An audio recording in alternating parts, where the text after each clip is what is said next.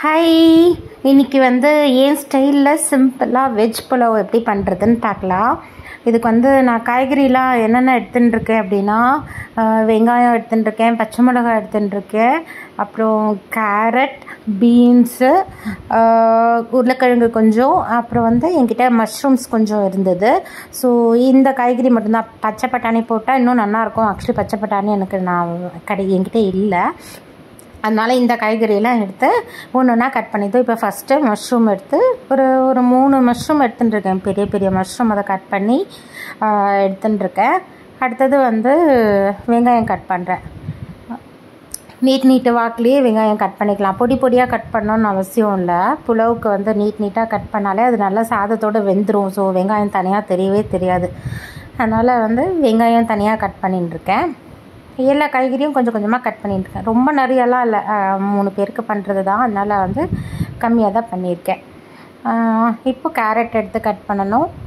உருளைக்கிழங்கு தோல் சீவி வாஷ் பண்ணி எடுத்து வச்சுட்டுருக்கேன். உருளைக்கிழங்கு கட் பண்ணிக்கிறேன். உருளைக்கிழங்கும் நல்லா குட்டி குட்டி பீசஸாக கட் பண்ணி எடுத்துட்டுருக்கேன்.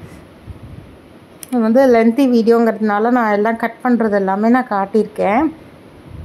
ஸோ உருளைக்கிழங்கு கட் பண்ணி எடுத்துட்டாச்சு. வெங்காயம் கட் பண்ணி எடுத்துட்டோம், மஷ்ரூம் கட் பண்ணி எடுத்துட்டுருக்கோம். இப்போ உருளைக்கிழங்கும் கட் பண்ணி எடுத்துட்டுருக்கோம். அப்புறம் நான் பீன்ஸ் கொஞ்சம் கட் பண்ணுறேன். எல்லாமே கொஞ்சம் கொஞ்சம் பீன்ஸ்லாம் பொடி பொடியாகவே கட் பண்ணிட்டுருக்கேன். நீட்டாக கட் பண்ணி போடலாம். ஆக்சுவலி இந்த பிரியாணிக்கெலாம் போடுற மாதிரி அதனால் தனியாக எடுத்து வச்சுருவாலாம். வயிற்றுக்கு போகாது சாதத்தோடு சேர்த்து. சரி, இந்த மாதிரி பொடி பொடியாக கட் பண்ணால் சாதத்தோடு சேர்ந்து வயிற்றுக்கும் போயிடும்ல. அதனால் நான் இந்த பீன்ஸ் கேரட்டெல்லாம் நல்லா குட்டி குட்டியாக கட் பண்ணிவிடுவேன். ஏன்னா அதை தனியாக எடுக்க முடியாத அளவுக்கு கட் பண்ணால் தான் அது வயிற்றுக்குள்ளே போகும், இல்லைனா குப்பைக்கு தான் போகும். இப்போ அந்த நீட்டாக கட் பண்ணால். அதனால் நான் பீன்ஸை பொடி பொடியாக கட் பண்ணி எடுத்துட்டுருக்கேன். இப்போது பீன்ஸ் கட் பண்ணதுக்கப்புறம் கேரட் கட் பண்ணினா அவ்வளோதான், வேலை முடிஞ்சு போச்சு. புலாவுக்கு ஒன்றும் பெரிய வேலை ஒன்றும் கிடையாது. அவ்வளோதான். இந்த காய்கறி ஒரு 4-5 காய்கறி கட் பண்ணி எடுத்து வச்சுட்டோன்னா ரொம்ப ஈஸி. ஒன்றும் பெரிய மசாலாஸ்லாம் நம்ம எதுவுமே போட போகிறதில்ல. இதுக்கு வெறும் சிம்பிள் மசாலா தான். வெறும் பச்சை மிளகாய் மட்டும்தான் காரத்துக்கே. தொட்டுக்க பண்ணுறதுக்கு ஸ்பைஸியாக ஏதாவது ஒரு கிரேவி பண்ணிக்கலாம். நான் இன்றைக்கி பன்னீர் பட்டர் மசாலா பண்ணுறேன் இந்த புலாவுக்கு தொட்டுக்கிறதுக்கு. அது கொஞ்சம் காரமாக பண்ணிட்டோன்னா கரெக்டாக இருக்கும் சாப்பிட்றதுக்கு. அவ்வளோதான். ஏன்னா இதில் காரத்துக்கு நான் சும்மா ஒரு 2 பச்சை மிளகாய் போடுறேன். அது காரம் ஒன்றும் பெருசாக உரைக்காது. அவ்வளோதான். கேரட்டை கட் பண்ணி எடுத்துட்டா வேலை முடிஞ்சது. அதுக்கப்புறம் குக்கரை வச்சு ரைஸ் ஆல்ரெடி நான் பாஸ்மதி ரைஸ் ஒரு 20 மினிட்ஸ் நல்லா வாஷ் பண்ணி ஊற வச்சுட்டுருக்கேன். அதனால் அப்படியே எடுத்து எல்லாத்தையும் வதக்கிட்டு போட வேண்டியதான். ஆனால் இதுக்கு ரைஸ்க்கு வெறும் தண்ணி கொட்டுறதுக்கு பதில் நான் தேங்காய் பால் சேர்க்க போகிறேன். ஏன்னா தேங்காய் பால் போட்டு பண்ணால் அந்த வெஜ் புலாவ் டேஸ்ட்டே ரொம்ப ரொம்ப நல்லாயிருக்கு. சப்போஸ் தேங்காய் பால் முடியல அப்படின்னாலும் வெறும் பால் கொட்டி பண்ணலாம், நல்லாயிருக்கு. வெறும் பால் ஆவின் பால் பேக்கெட்டில் வருதில்ல, அது கூட நம்ம ஒரு டம்ளர் அரிசி எடுத்துட்டோம் அப்படின்னா ஒரு 1/2 டம்ளர் பால் எடுத்துக்கலாம், இல்லை 1 டம்ளர் பால் எடுத்துக்கலாம், இல்லை 1/2 டம்ளர் தண்ணி எடுத்து கொட்டிக்கலாம். உங்கள் ரைஸ்க்கு ஏற்ற மாதிரி நீங்கள் கொட்டிக்கலாம். நான் 1 டம்ளர், என்னோடய ரைஸ் 1 டம்ளர் சாதத்துக்கு 2 டம்ளர், 1 டம்ளர் தண்ணி கொட்டினேன், 1 டம்ளர் தேங்காய் பால் சேர்த்துட்டு அப்படி தான் பண்ணினேன் இன்றைக்கி. ஸோ கேரட்டும் கட் பண்ணி எடுத்துட்டாச்சு. அவ்வளோதான், எல்லா வேலையும் முடிஞ்சிடுது. ஸோ காய்கறி கட் பண்ணினாலே பாதி வேலை ரைஸ் வேலை முடிஞ்ச மாதிரி. தாளிக்கிறது ரொம்ப ஈஸி. அவ்வளோதான். இதோ பச்சை மிளகாய் எடுத்துட்டுருக்கேன். குட்டியாக 2 பச்சை மிளகாய் சும்மா ஒரு காரம் வேணுன்றதுக்காக அதை கீறி போட்டுருக்கேன் அந்த ரைஸில். அவ்வளோதான், முடிஞ்சு போச்சு. இதோ எல்லாமே இப்போ ரெடி. இப்போ எல்லாத்தையும் போட்டு குக்கரில் வதக்க வேண்டியது தான் வேலை. இது தேங்காய் பால் சொன்னேன்ல. ஸோ தேங்காய் பால் அரைக்கிறதுக்காக தேங்காய் கொஞ்சம் கட் பண்ணி போட்டு எடுத்துட்டுருக்கேன். அதை பால் எடுத்து வச்சுக்க போகிறேன். ஒரு குட்டி குக்கர் வச்சுட்டுருக்கேன். ஸோ இந்த குக்கரில் தான் நான் இப்போது வெஜ் புலாவ் பண்ண போகிறேன். நெய் எடுத்து சேர்த்துக்கிறேன். என்கிட்ட மில்கி மிஸ் நெய் இருக்குது. ஸோ ஒரு 2 ஸ்பூன் நெய் விட்டுருக்கேன். நெய்யில் பண்ணால் நல்லா வாசனையாக கமகமன்னு இருக்கும். அது தாளிக்கிறதுக்கு யூஷுவல் மசாலா சாமான்லாம் தான். பட்டை, லவங்கம், கிராம்பு, ஏலக்காய், அப்புறம் முந்திரி பருப்பு வாசனையாக இருக்கும் புலாவுக்கு. ஸோ இது எல்லாமே தாளிக்க போகிறோம். அவ்வளோதான். இது எல்லாத்தையும் தாளிச்சிட்டு காய்கறி எல்லாம் போட்டு வதக்க போகிறோம். ரொம்ப சிம்பிள் வெஜ் புலாவ், ஆனால் ரொம்ப டேஸ்ட்டாக இருக்கும் சாப்பிட்றதுக்கு. ஸோ இந்த நெய் போட்டாச்சு. அது கொஞ்சம் சூடாகிடுது அப்படின்னா நான் கொஞ்சம் எண்ணெயும் ஆட் பண்ணிட்டேன். நான் வெறும் நெய் மட்டும் போடாமல் கொஞ்சம் திகட்டிட போகிறதே அப்படின்னு சொல்லிவிட்டு நெய்யும் கொஞ்சம் சேர்த்துன்ட்டு எண்ணெயும் கொஞ்சம் ஆட் பண்ணிட்டேன். நெய் சேர்த்துன்ட்டு கொஞ்சம் எண்ணெயும் ஆட் பண்ணிட்டா கரெக்டாக இருந்தது. நம்ம திகட்டக்கூடாது, வெறும் நெய் மட்டும் போட்டுட்டா திகட்டுமேன்னு சொல்லிட்டு கொஞ்சம் எண்ணெயும் ஆட் பண்ணிட்டுருக்கேன். அவ்வளோதான், எண்ணெய் சேர்த்தாச்சு. இப்போ காஞ்ச உடனே நம்ம மசாலா சாமான்லாம் எடுத்து வச்சுட்டுருக்கோம்ல, எல்லாம் கொஞ்சம் கொஞ்சம் அதெல்லாம் சேர்த்தாச்சு.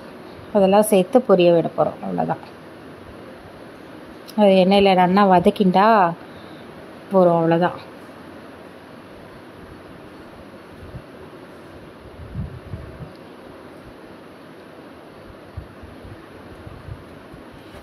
மசாலா சாமான் நல்லா வதங்கிடுது அப்படின்னா வெங்காயத்தை போட்டு வதக்க வேண்டியதுதான். வெங்காயம் பச்சை மிளகா ஃபஸ்ட்டு போட்டு வதக்க போகிறேன். அவ்வளோதான்.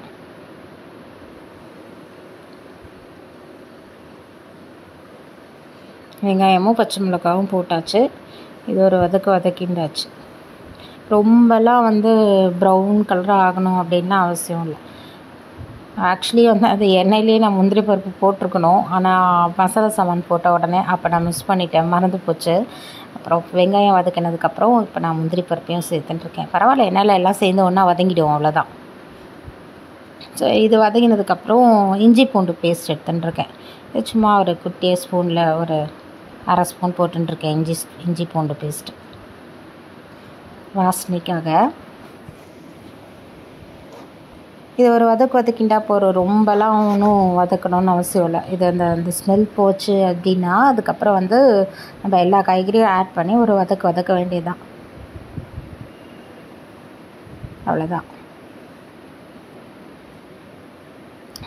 இப்போ நான் எல்லா காய்கறியும் ஆட் பண்ணுறேன். மஷ்ரூம், கேரட், பீன்ஸு, உருளைக்கிழங்கு கொஞ்சம் கட் பண்ணி எடுத்துட்டுருக்கேன். ஸோ எல்லா காய்கறியும் ஆட் பண்ணிட்டேன். அவ்வளோதான்.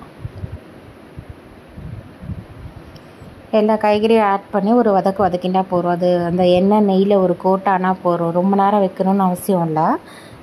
அது நல்லா அந்த ஆயிலில் காமிச்சிருக்கேன் பார்த்தீங்களா, நல்லா அந்த ஆயிலில் கோட்டானால் போகிறோம். அவ்வளோதான்.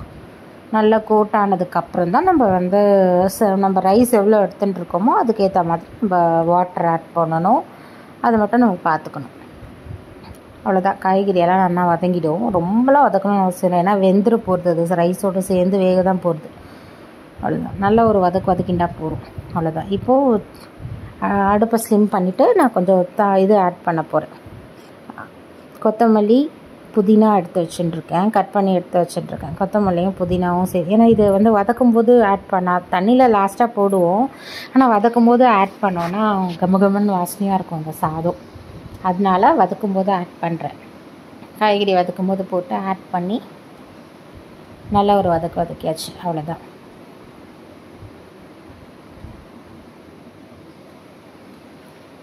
இது வதக்கிண்டாச்சுன்னா அவ்வளோதான், வேலை முடிஞ்சது.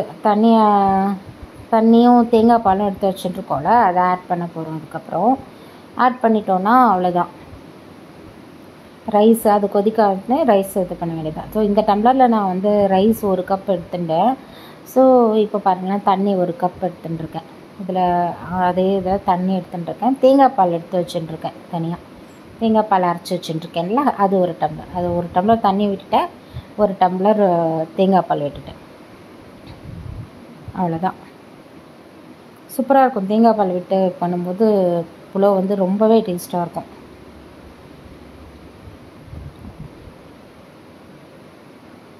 அவ்வளோதான். ஸோ 1க்கு 2 நான் ஆட் பண்ணியிருக்கேன். உங்கள் ரைஸ் எப்படியோ அதுக்கேற்ற மாதிரி நீங்கள் ஆட் பண்ணிக்கோங்க. அவ்வளோதான். ஸோ முடிஞ்சிடுது, வேலையே முடிஞ்சிடுது. இது கொதிக்கணும். அவ்வளோதான். இது ஒரு கொதி வந்துடுது அப்படின்னா நம்ம ரைஸ் ஆட் பண்ணிடலாம். அவ்வளோதான். வேணும்னா நீங்கள் கரம் மசாலா இந்த ஸ்டேஜில் ஆட் பண்ணிக்கலாம். ஆனால் நான் கரம் மசாலா எதுவும் ஆட் பண்ணல. நான் சால்ட் மட்டும்தான் ஆட் பண்ணியிருக்கேன். அந்த ரைஸ்க்கு எவ்வளோ சால்ட் தேவைப்படுமோ அதுக்கேற்ற மாதிரி சால்ட் ஆட் பண்ணிக்கோங்க. அவ்வளோதான்.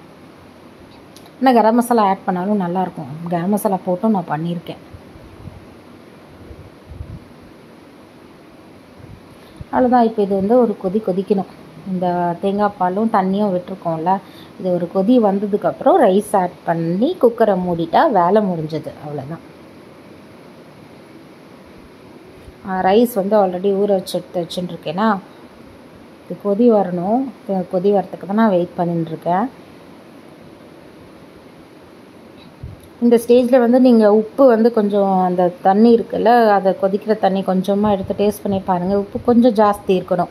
அப்போ தான் நம்ம ரைஸ் போட்டு மிக்ஸ் பண்ணும்போது அந்த உப்பு கரெக்டாக இருக்கும். அதனால் இந்த ஸ்டேஜில் நீங்கள் உப்பு பார்த்துக்கணும். சப்போஸ் கம்மியாக இருக்குது அப்படின்னா இன்னும் கொஞ்சமாக வந்து உப்பு ஆட் பண்ணிக்கலாம். ஏன்னா இந்த ஸ்டேஜில் உப்பு ஜாஸ்தி இருந்தால் தான் கொஞ்சமாக சாதம் ஆட் பண்ணும்போது கரெக்டாக இருக்கும். எனக்கு வந்து உப்பு கொஞ்சம் கம்மியாக இருந்தது, அதனால் கொஞ்சமாக இன்னும் கொஞ்சம் உப்பு ஆட் பண்ணின்னு இருக்கேன். ஏன்னா அப்புறம் ரைஸ் போட்டு ரைஸு ஃபுல்லாக ரெடி ஆகிடுச்சுன்னா அதுக்கப்புறம் உப்பு போட்டால் மிக்ஸ் ஆகாது. இந்த ஸ்டேஜில் உப்பு போட்டால் தான் உண்டு.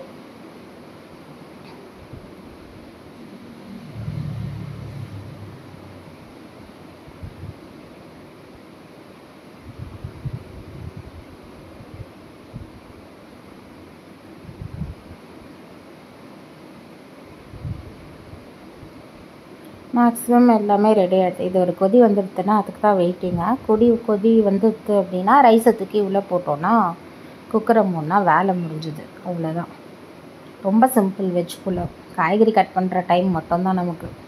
அப்புறம் ஒரு பக்கம் தேங்காய் பால், அவ்வளோதான் ரெடி ஆகிடுது. ரைஸும் போட்டு எல்லாம் பாருங்கள். இப்போ குக்கர் திறந்து காமிச்சிட்டு எப்படி இருக்குது பாருங்கள். ரைஸு உதிரியாக செம்ம டேஸ்ட்டாக இருக்கும்.